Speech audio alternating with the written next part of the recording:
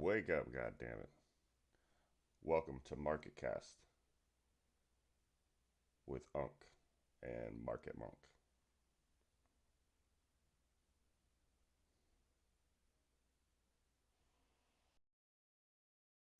Morning, P. How was your week?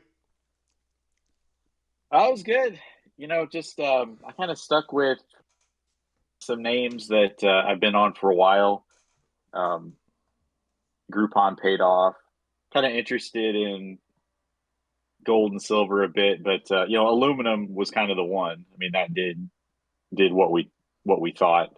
So it was nice to be in some safer stuff like that, and I did catch some nice moves down in tech, and then caught a reversal on Microsoft and a couple others. So a lot of that stuff's in an interesting spot. Not really swingable. I can't really say that about these tech mega caps, but intraday with options, they're working pretty well. Nice. Yes, definitely better week than last week. Let's start there. Yeah, Um, yeah, kind of. I wouldn't say the market was was better, but my planning and my ideas were a lot better. My execution was a lot better this week. What I was looking at was a lot better in general. AA was real good. I mean, I don't know. Everyone knows I don't post alerts and entries and stuff like that. I just mention things, but I can't get much clearer on an entry when I start posting AADCA number one, AADCA number two, yeah, yeah, AADCA number three. I mean, I don't know how much clearer I can get on that. Other than that, like news is still winning for me. With that pop and fade in mind, just kind of taking a little piece of it, dimes and nickels, and that stuff adds up by the end of the week. It really does. Um, Also, want to give you a second thank you for the sizing conversation we had a few weeks ago. oh yeah, Yeah, AA normally I'm like 100, just kind of sit on that, right? But this time I kind of was like, was that's not a lot, it's only like 2K. It's not a horrible amount. I can size up to $1 amount here, and that really helped me out. Not only in getting a little better position, but with the DCA aspect of it, taking the because it's real hard to just buy 10, 15 shares for me sometimes. I end up doing it three yeah, times in a row in 30 minutes, and yeah, so it made that kind of easier. I got a little bigger chunk, and I had high conviction in that move. So still good, still have a piece there. And then again, that sector, those metals, materials, uranium was still really good last week. Usually I don't trade overextended stuff, but got a little bit of that just because we're real close to a level.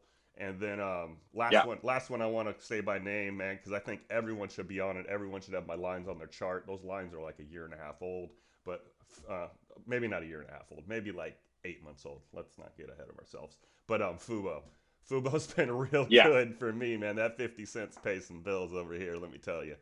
um, yeah. I keep posting it in collab just because just it keeps stacking up, and it's sort of this, we're in this rinse repeat thing with this looming leap position that's out there at like 7C for over a year from now. So it's definitely a really great setup. You want to take your profit on it and everything, but with keeping in mind that there is that possibility that you double this thing up if you play it right and keep some and all that. yeah, I don't know. I mean, do I still have dollar shares or do I just have free shares now? Because I flipped this thing so many times, right? Like I can't have Yeah, those. I can't have those original shares still. I mean, I don't. I'm not at Fidelity. I don't know which ones I get to keep, but right, uh, right, yeah, um, but yeah. No, it's been real good from the set it and forget it dollar ads, and then getting back into the channel with some really good range. So um, yeah, yeah. Well, and I think this is maybe worth noting too, that how I deal with these leaps and stuff, something like this. I don't like to go as far out of the money as the whales do, even if I think it's going to go to that price. Just because with the amount that I'm buying, like three or four or five, it's still pretty cheap to just be close to the money or to go like 3C on Fubo. And then if it does get that move to seven, then those contracts just go crazy. And that's what I've done with like Fisker and Lucid and Rivian and Neo. Like, and there's kind of a theme there. Yeah, Fubo's is EV. sort of the outlier, but EV, yeah, and like an EV Leap. I don't want to sit there and look at that chart every day, but I know that it's going to get that explosive catalyst at some point. It seems likely that it will, and they have, over and over again when they get down to this XPEV, another one, when they get down to some of these levels. So yeah, with the leaps, just because I see a strike doesn't mean that's what I'm buying. And I get a lot of questions about which strike you're buying and all this, and some of that, I think people got to figure that out on their own, because a lot of it depends on how much you want to watch a position and your risk tolerance and that kind of thing. But that one, if that setup in particular, is one that I'll say that if it's a small cap and one of those kind of risk on sectors, you're better off close to the money with as much time as you feel like buying. Hey, when we first met, I gotta ask this now, and hey, Mike, Yeah. when we first met, how much, or around that time, how much of an EV bro did you think I was? Oh yeah. I mean, just like kind of all in on that. I mean, you were Lucid or whatever. What was Lucid back then? Like, yeah, CVI, CCIV. CCIV, Yeah, yeah, yeah, yeah, yeah, yeah. That was the first big play of yours that I noticed. So yeah, I thought you were kind of all in. I assumed you drove one of those things, to be yeah. to be honest. When did you start to value the sector? Like, wait a minute, he knows, but he's on to something here with just the range and the activity. Yeah, so Was it Tesla 100?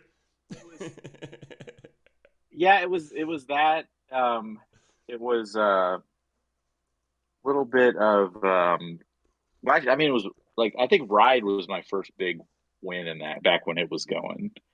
Um, but yeah, I mean, it was really sort of understanding Tesla. To me, my history with Tesla is kind of interesting. I'm kind of late into trading.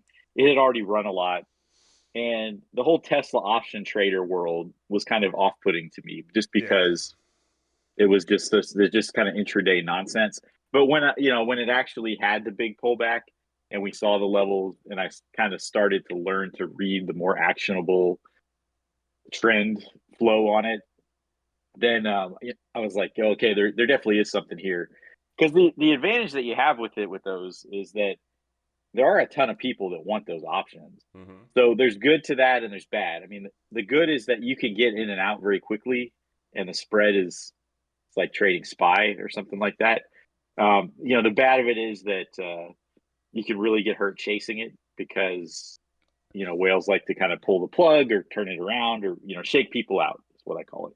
So yeah, but I think that really it's the news thing, getting Hmm. kind of understanding the appeal of how stocks run on news. Um, that makes the EV sector really appealing, just because it's so sensitive to news like that. Yeah, no, and that's definitely one of the I guess the news and the hope.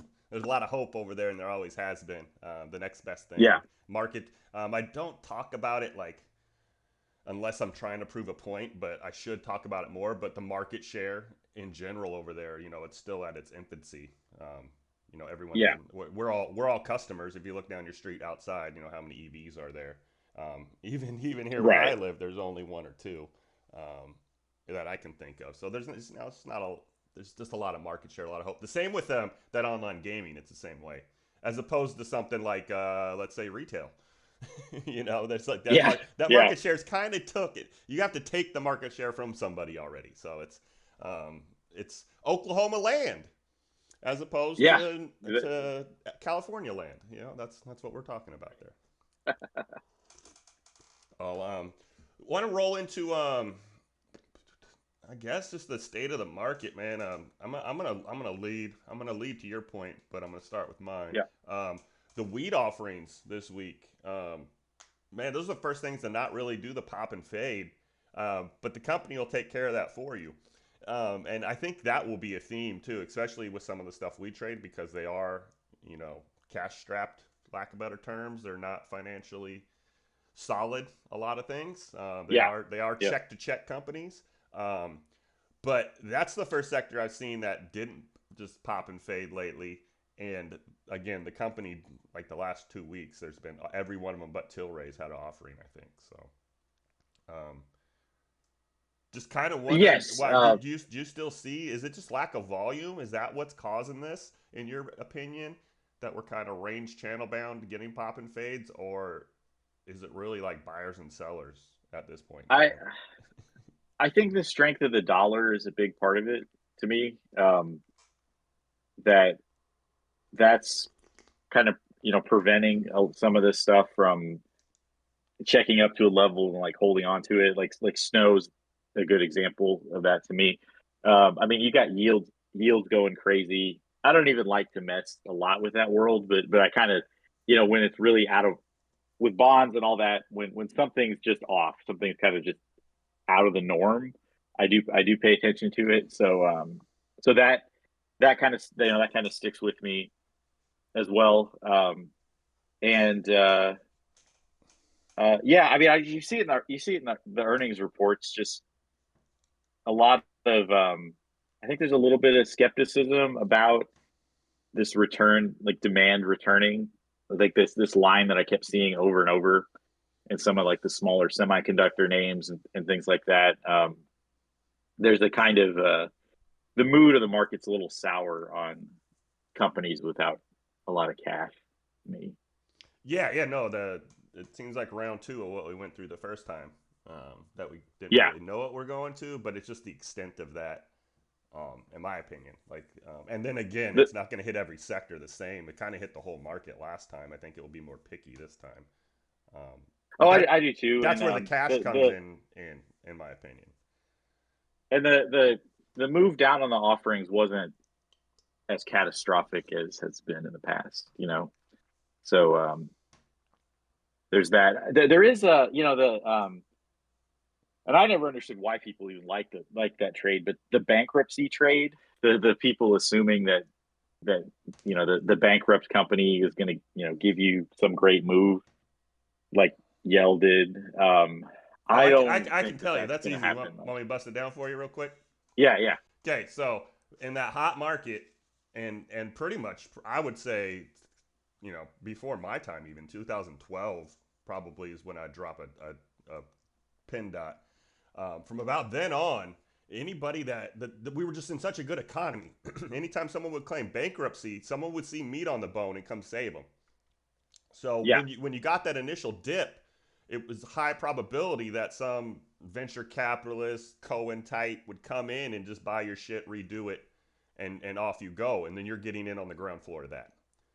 That was always the trade for that, and then it was that happened there for years and years, especially in that hot market. yeah. You would see people get like blank checks to stay in business, or loans, or even that, not even the buyout, but just a loan. So it was just the probability of them getting picked up for their name rights, lack of better terms. So that's where that comes from. Yeah, yeah, That's not going to work when the world is cash strapped and interest rates are up. I mean, we're in a different time now. People have piles of money, right? Rich guys don't have yeah. piles of money, and if they do, they're trying to protect it right now. So, um, Yeah, I yeah, mean that's why like the people rushing into SDC when it's down 60% after hours, and you look, and not every bankruptcy is the same, but like their liabilities and their assets, it does not look good, and that's a company that just hemorrhaged money its whole history, and its whole all of the whole upside story was about that hope of grabbing that market share, like we mm-hmm. just talked about, and um, they're just not likely going to be able to do that. So, No, and um, you're hoping that window I'm talking about was that a Invisalign or Walmart, who they had a partnership with already, just buys the name, and then you're a part of that yeah, brand, and you get a part of the buyout deal and do pretty well.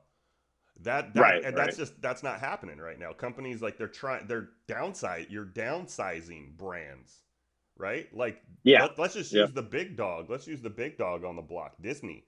Disney's trying to sell ABC.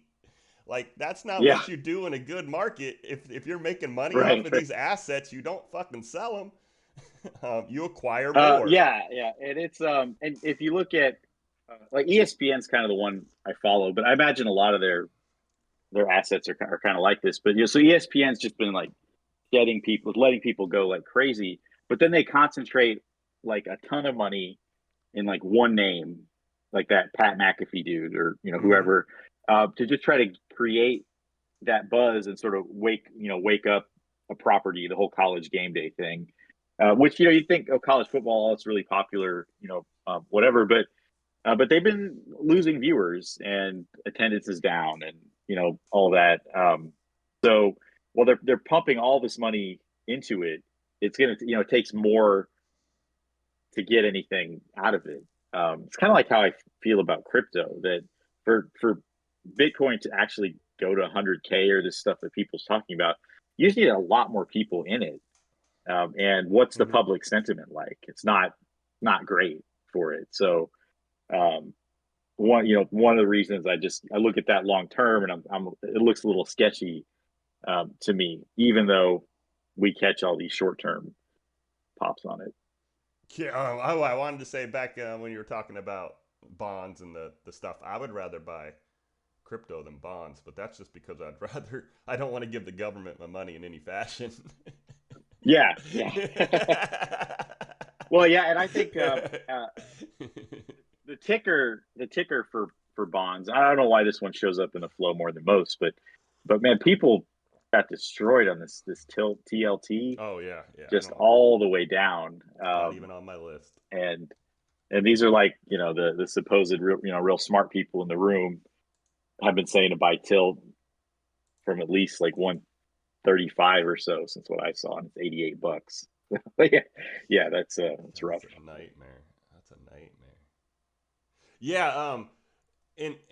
I wanted to make a point about the. No, I'll save that for a later time. I'll save it for a later time. Crypto though, what's the news over there? Is it the what do you the ETF thing or what? Because we got They're a little push over this so weekend. yeah, so well the ETFs Let's go here. have been getting delayed, and it's kind of it's all about how people want to interpret that delaying it could be good news, because if they just wanted to deny them, they would just kind of come out and do that, and that hasn't happened. I think the anytime you have the the potential government shutdown, problems in the banking industry, you can get this kind of narrative of Bitcoin being this alternative to all that. I don't think it really is, but it's the story that has some power to it. So I think it's just anticipation that the ETFs are going to eventually go through. I think that's been helping hold it up. I Um, I think and the best thing about those ETFs going through is that kind of turns Binance failure, which I've been calling for a while now. Yeah, It turns that into a positive. yes, yeah, Without the I'm with you. ETFs, I don't think it's positive, right? Because I mean, you just have other options. You'll clean out a bad guy. I think that's how that'll be looked at, especially in the news, because they'll be all in, right? They'll be using their tools. Um, that they're Yeah, clearing out the the ETFs final are bad guy. They're clearing out the final bad guy, and the market's clean now. Go ahead and use coin.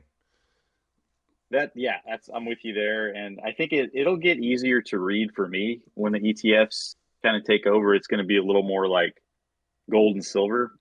Kind of bad news for the Moon Boys, because there's a lot of price suppression that can happen with ETFs, but it adds like some stability and legitimacy to it. I think, which is honestly better for a trader if you're going to do that. Yeah, not to get way off topic, but what's I think that's the saving grace for PayPal and Square is coming up with the way to use coins. Like Yeah, you can kind no, of I agree. invest in them on PayPal right now, but you can't really like use use them. You can buy them and hold them though, but that's not really an asset yet. Like that's not a saving Yeah, and mechanism. the that's always party and then acts like they invented something is Apple. If Apple Pay Yeah, gets to a point where they take Bitcoin, that would be a big deal. yeah. Well, Um, even if you could just so store it on Apple Pay, that's a pretty big step. yeah, That's a yeah, pretty big step. having a wallet on Apple Pay would be a pretty big. Yeah, no, that would be huge. Um, Yeah, and I don't I could see see that that. I mean, happening. that's I like don't see it happening soon. Like like that's why I say they're really late. So it's like 10 years from now or something, they yeah, might yeah. do Well, it. because But you need the yeah, market share, the Binance to fail, and then the market share to kind of get distributed, and then you need it to be proven, and then it needs to Apple needs to perfect it, which that takes 4 or 5 years, yeah, and then they'll be in it. yeah. It's a little early here, but we've been going longer than our 30 on here, so let's go a little early. Let's do Spy. I Yeah. Off the top of my head, um, we didn't make our tops. I'm pulling up the chart. I don't know why. I don't know if it's sink or swim on my computer, but it's running pretty slow this morning. Um, you had 34.88. Don't forget the 88. And I had Yeah. 36.02. And we got to 32. So $2. Yeah, I was way off. You were on the high side, but it just never really got to the high side. Low side, um, 22 is the low. You had 26, I had 27. So yeah, we were more inside bar. I mean, we kind of did that. If you do the body thing you were talking about, which was 29 and 27, we're probably better off. But um, Yeah. a little bit more range to the downside this week. Um, yeah, yeah, Yeah, it did. I mean, oil giving some back, was definitely part of that. So I don't know. I mean, I think pretty clearly we gap up a bit. That first futures candle is going to be worth watching. It's hard to say if we hold on to that, into market open, but yeah, I do think we get a pretty decent pop to start the week. yeah. I mean, we made it 22 Um, minutes without saying government shutdown, so good job there. yeah, But yeah, I think the can kick down the street is definitely going to be a few days. I mean, at least, right? Like, I don't know about complete turnaround. yeah. I think you turn your head and you look the other way, but I think we need one more catalyst to turn the ship all the way around. In my opinion, you need some more. Yeah, I do too. And on the shutdown, I think to me now the only scenario where they'll shut down later is if they kick out McCarthy, and because there's Republicans really pissed at him that he did a deal that had Democrat votes. That's not what they wanted. They wanted just Did a you look full through it yet? Republican deal. Did you look through it? I browsed it a bit. No Ukraine money was kind of the big thing that stood out in that deal. So, what? Just through your view, who won? I hate saying that, but that's how you gotta look at it. Who's gonna claim victory here? Oh, I think the Democrats won. Okay, okay. Yeah, So, well, because the short term. Republican shut down, Democrats win is the narrative we're gonna get in general. Yes. Yeah. Okay. Um, the problem for me with a substantial turnaround is the energy issue looming again. Um, Yes. that seems. Yeah. I don't know. I don't know if. I mean, I get the gold and silver, right? It's like a alternative to the dollar or safer asset in some regards. But like when you get into uranium and aluminum and stuff, is that just a demand thing right now? Or we oversold? I mean, that's kind of why I played AA. I'll be 100% honest to you. It was oversold. It was oversold, and everyone else I listened to. Yeah. It's not going to be able to anything more than some relief until copper clears this 375 and makes an aggressive move towards $4. That would be a recovery to me, and that's going to pull up aluminum and the rest of them, as well. So and until then, it's just kind of finding some equilibrium. Sellers overdid it, buyers step in, and then for AA to truly kind of be healthy to me, it's that maybe that 32 to 36 Yeah. area. Thinking, I see 40C start coming in. But yeah, this like the AA trade to me. has been a trade back to 32 was kind of what I had in mind, and then we see where we go from there. I posted it early Friday, and I'm curious if you kind of see it the same way, but that has more promise leading into this week. I mean, this was on Friday before the Govy shutdown, but that had more promise leading in to Friday if it closed above 30, just because of the option side. Yeah, no, Yeah, I agree. yeah, okay, okay. I just wanted to make sure I'm Uh, seeing that the right way. And this, the spy flow honestly didn't show a lot of optimism into the weekend. So there's going to be some people off sides on this going into open, which is why I think they might pull it back a bit to get out of some of these. Um, and these aren't. I'm not talking like these aren't weeklies or anything, but Sure, sure. something like December 400p is the put that now stands out. Oh Now that wow, we're kind of wow. into October, um, and the 420C for 1020 is still that's still kind of the big question mark. But there's not a lot. There aren't a lot of serious trades in October below that.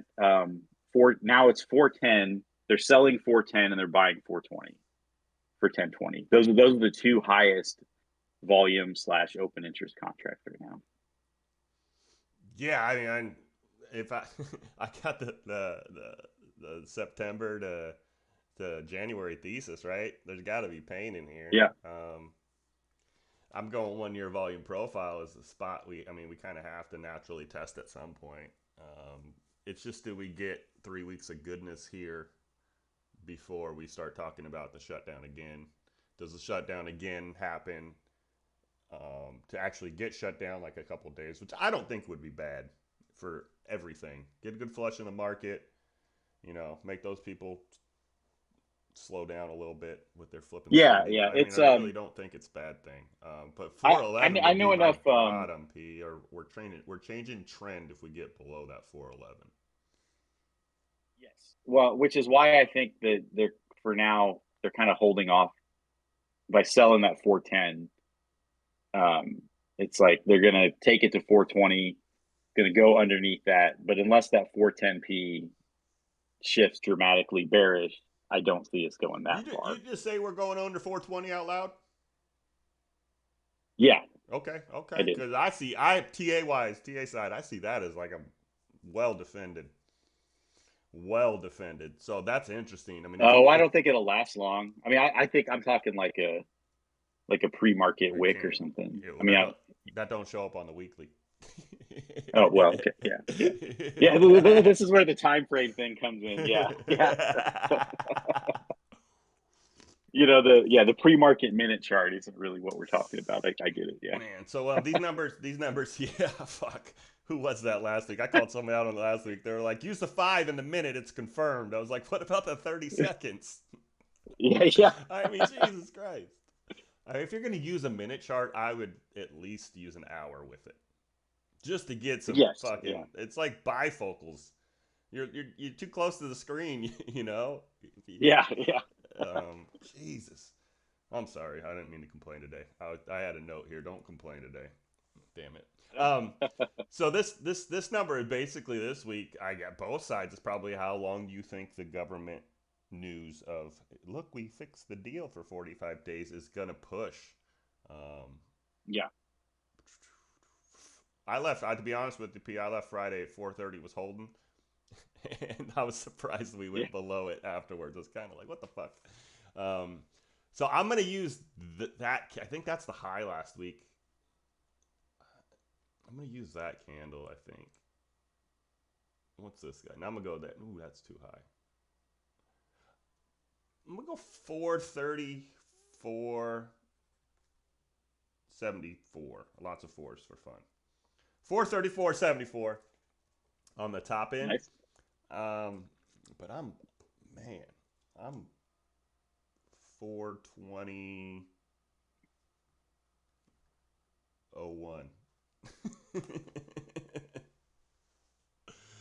on the bottom. Nice, nice. Okay, so 420.01. I'm gonna go I'm gonna go 435.11. and I'll go 419.99.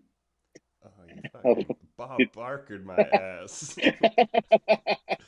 So we're real close then. We're real close. Are you seeing it as maybe yeah, yeah. two pretty good days, um, and then the normal fade or Yes. the normal flat? I guess it doesn't even really have to be a fade, just exhaustion. Um, I think the first of the month helps us a little bit there. I do think we get some rotation activity more than we have. My fans come on my computer, stuff like that. Yes, and I think the range we have here is probably what I'm most confident in because it's like if we do, oh, if we go over our number, I think we pull back a similar amount to what we have to the downside. It just might be a couple bucks higher, if the rally wants to push itself. And I guess the one thing that is the bullish case for me. You saw me put them in collabs. The mega cap tech getting a push. Like Sure, you sure. you can't really have SPY collapse if Microsoft and Apple are both bullish. Makes sense. They're too big. They're too big in there. So if they can get some movement going, and other than your Apple 0.5% days, like I'm talking like a couple really actually good days for Apple would help push SPY a bit. Yeah, so at the beginning. I mean, we're gonna beat the drum here again, though. But at the beginning of August, kind of said that August, September were the historically worst months. And the guys that were early on my thesis, because I wasn't the first one with the August to April thesis last year. There was people way ahead of me. Trust me. You'll get the profit takers there. So you see that perfectly in these last 2 months of SPY. You just have basically sellers um, taking profits. There's just not enough buyers to hold the charts basically. So do we have another month of that, or do we get some equal rotation and kind of level out? Um, that's what I'm seeing overall. That's how it's going to affect SPY. I just don't see I don't see much more downside. Um, I mean, I could see the 410, 411, but not lasting long. I I think the end of the year comes down to just outlook. Do we get another big sell off month in December like we did last year, um, or do we get early buying, which happened in January last year? So it's just time in that. How early do people want to be? And I think optimism um, is what kind of defines that.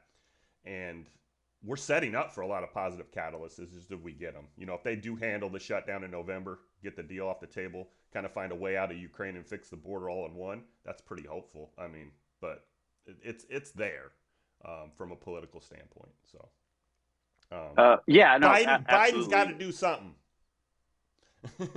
That's how I see it. I've seen some buyers step in pretty aggressively here and there. Adobe broke down all week, and then the second it dipped under 500, it was just right back to 510, Yeah, yeah.